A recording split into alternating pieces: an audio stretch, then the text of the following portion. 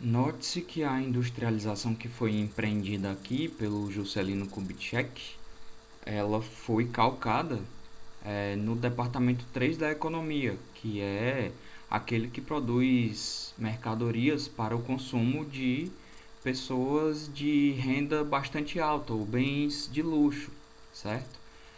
Se ela tivesse sido feita calcada no departamento 2 da economia, que é o departamento que produz mercadorias que são consumidas pelos trabalhadores, ou nós, como nós as conhecemos, são os bens salário, a história poderia ter sido bastante diferente.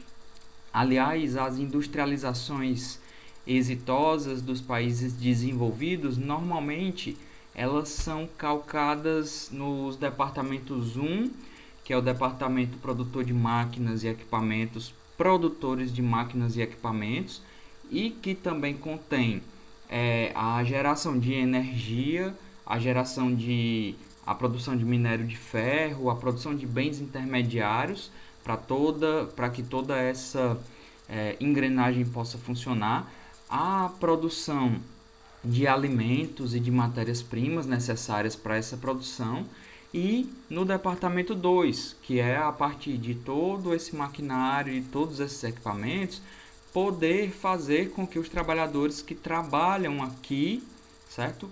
Ou no solo do país em que se esteja procurando investigar a história, e aqui eu estou falando dos exemplos da Europa Ocidental e dos Estados Unidos, esses trabalhadores que trabalham nesses solos são realmente o público-alvo do produto do qual eles participam da confecção, certo? Então esse é o departamento 2. Então as industrializações exitosas ou as industrializações mais sociais foram aquelas que levaram a cabo se calcaram nos departamentos 1 e 2.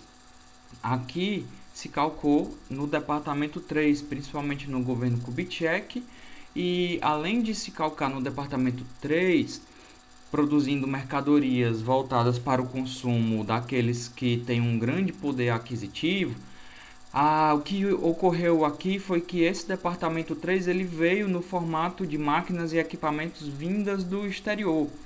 Quando essas máquinas e esses equipamentos vieram do exterior, para produzir aqui e para vender aqui dentro, certo? Esses bens de luxo, é bom que se diga, eles eram vendidos aqui dentro, eles não eram destinados para exportação, eles eram destinados à venda dentro do Brasil, porque o Brasil sempre foi um país que teve um grande fosso social, então aqui havia um punhado de pessoas com hiper rendimentos, hiper salários e que tinham a capacidade de consumir essas mercadorias. O problema é que, como essas máquinas e esses equipamentos e esses investimentos vinham de fora, então em determinado momento seria necessário remeter os lucros que eram de direito daqueles que investiram aqui, ok? Daqueles que trouxeram essas máquinas e esses equipamentos ou que simplesmente investiram o seu dinheiro aqui.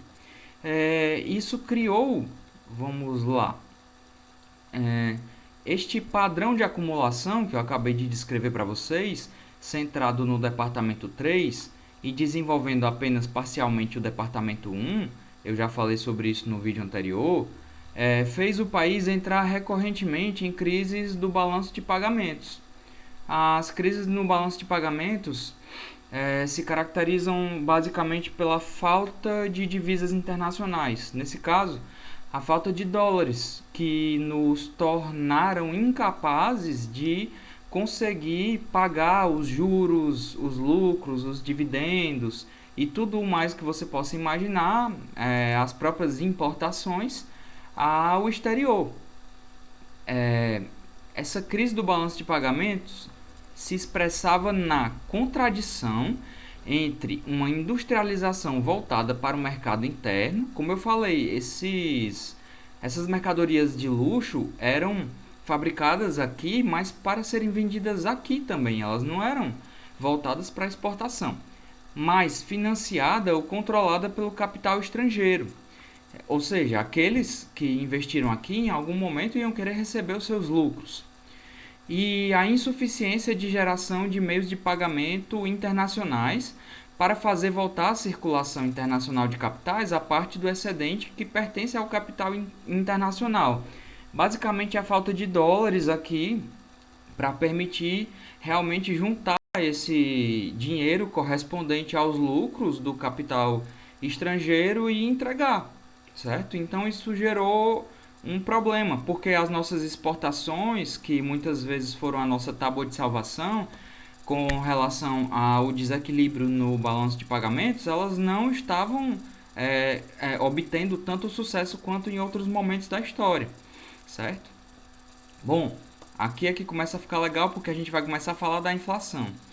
Somando esta nova expressão de crise do balanço de pagamentos, a sua velha expressão, ou seja, a velha expressão é a importação de máquinas e equipamentos e bens intermediários, certo? Máquinas e equipamentos que nós não possuíamos aqui, cuja tecnologia nós não possuíamos aqui e precisávamos para poder nos industrializar minimamente, certo? E bens intermediários que também não tínhamos a capacidade de produzir aqui, certo? Essa é a velha expressão. Essas duas formas de crise conjugadas, certo?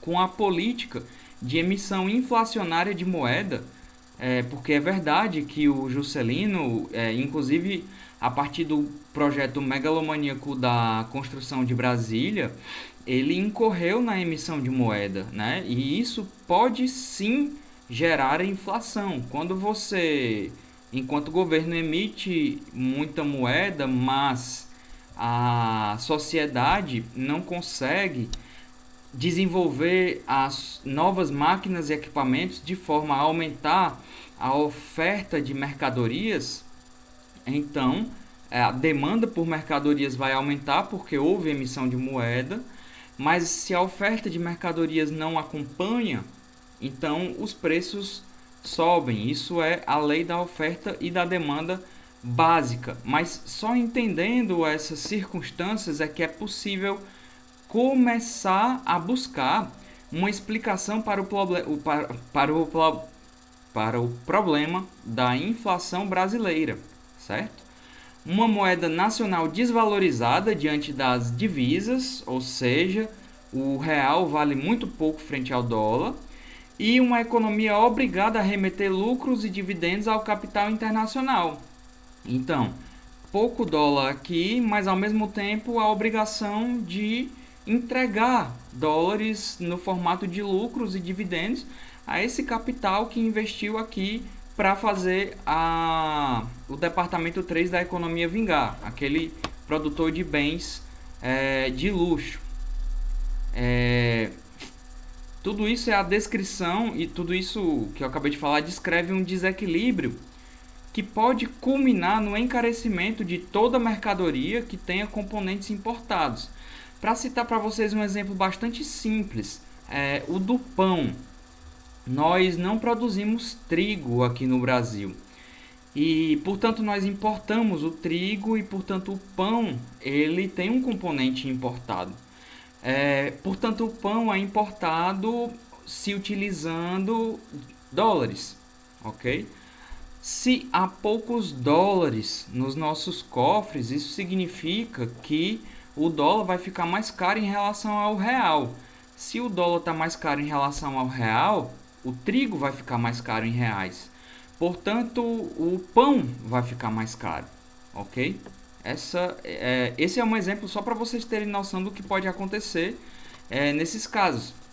De como o desequilíbrio produtivo, ou seja, o fato de as máquinas e os equipamentos que estavam sendo utilizados aqui para produzir, para gerar lucro, não serem de propriedade de investidores nacionais, fez com que nós tivéssemos um problema de divisas internacionais e fez encarecer qualquer mercadoria que tivesse componentes importados, ok? Além da emissão inflacionária de moeda que foi utilizada para construir Brasília, que é verdade que em determinado momento gerou sim uma situação de pleno emprego e tal, mas essa questão tem que ser observada com bastante crítica, certo? É por isso que o Kubitschek ele é amado por uns e odiado por outros. E eu diria que ele é amado por uns com razão e odiado por outros com razão também. Além disto, note-se que o aumento da produtividade em solo brasileiro, ou seja, a industrialização, se deu devido à implantação do Departamento 3 sob o comando de empresas multinacionais e também ao investimento no Departamento 1 via bens intermediários de produção pelas estatais. Como nós falamos, realmente as estatais foram turbinadas, mas esse turbo que foi dado nas estatais, ele foi quase que completamente repassado para esse Departamento 3 totalmente internacionalizado aqui dentro. Em vez, por exemplo, de repassar esse ganho de produtividade para um departamento 2, que é o produtor de mercadorias consumidas pelos trabalhadores, ou seja, baratear a produção daquele setor da indústria que produz para os trabalhadores, para aqueles que trabalham mesmo, assim, que não têm uma renda extraordinária. Não, esses ganhos de produtividade foram transferidos para o departamento 3 totalmente internacionalizado.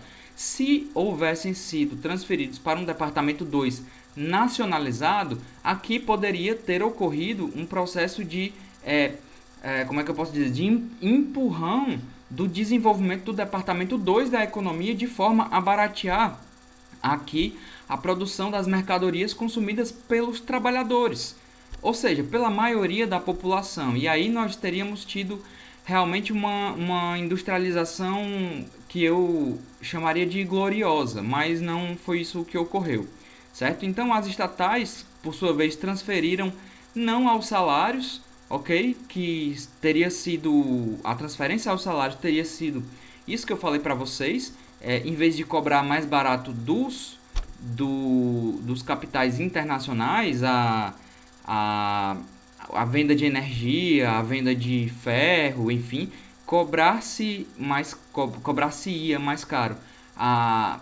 o departamento 2 nacional, certo? Aqueles que produzem que produzem mercadorias para quem mora aqui, para quem trabalha aqui, certo? E os ganhos de produtividade foram, na realidade, repassados ao departamento 3, que aqui se consolidava e que oligopolizava o mercado interno. Oligopolizava como assim? Um oligopólio ele se caracteriza pelo domínio do mercado por algumas empresas ou por alguns capitais que não são tão numerosos assim e que podem, em determinado momento, concorrer. E a concorrência a gente sabe que pode trazer um efeito benéfico de baixar o preço das mercadorias, mas em determinado momento eles também podem formar cartéis e trustes. E mesmo que a concorrência tornasse esses produtos mais baratos, a realidade é que automóveis, lanchas, jet skis não eram exatamente aqueles produtos mais fundamentais para o nosso povo trabalhador consumir, principalmente naquele momento, certo? Nos anos 1950, que era um momento decisivo da história nacional. Então, nesse aspecto, me parece que o Kubitschek cometeu um erro gravíssimo, que foi o de aprofundar a dependência brasileira com relação ao capital internacional, certo? E é lógico que um processo de dominação econômica ele não fica só na esfera econômica, porque lembre-se de que os autores clássicos chamavam a matéria que hoje nós chamamos de ciências econômicas, eles a chamavam de economia política. Então, já compreendendo que política e economia não se separavam uma da outra de forma alguma.